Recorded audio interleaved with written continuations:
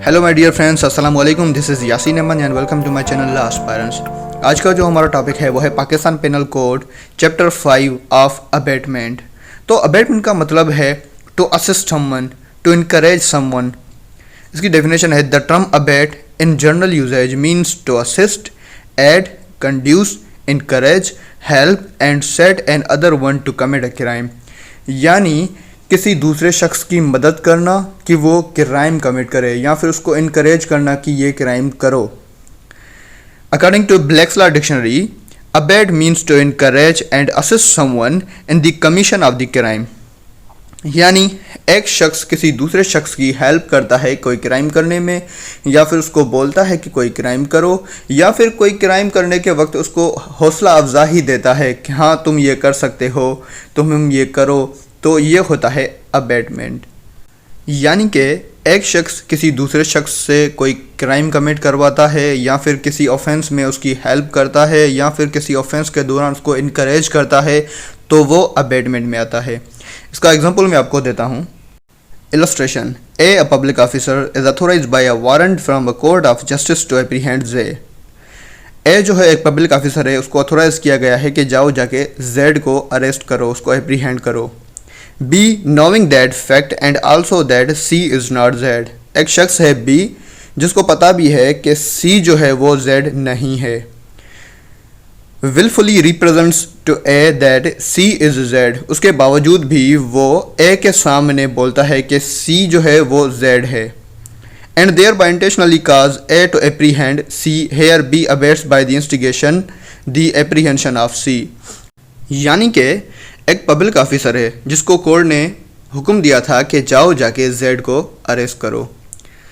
तो ए जैसे ही जेड को अरेस्ट करने गया तो उसको वहाँ पे एक शख्स मिला जो कि बी नाम से था। तो उस बी नाम ने क्या किया, पुलिस वाले को गलत इन्फॉर्मेशन दी। उसको बताया कि ये जो सी खड़ा है वो जेड है।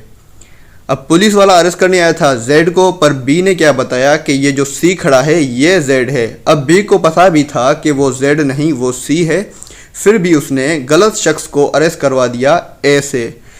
अब वहाँ पे बी ने क्या किया, बी ने अबेट्स किया। क्यों? क्योंकि उसने एक क्रिमिनल को बचाया और उसकी वहाँ पे हेल्प की।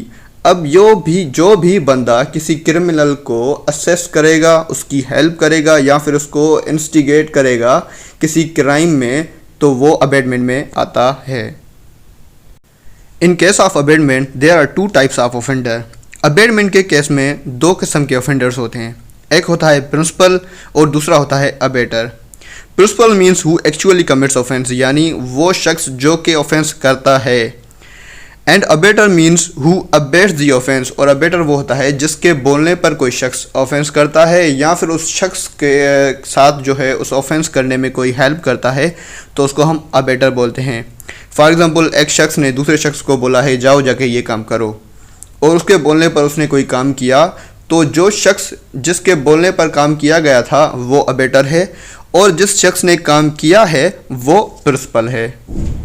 Definition of abetment according to PPC section 107 abetment, a person is said to have abated। एक शख्स को तभी बोला जाएगा कि उसने abet किया है if he instigate any person to do that thing, जब वो किसी शख्स को बोलेगा कि जाओ जाके ये काम करो और वो इलीगल काम होगा।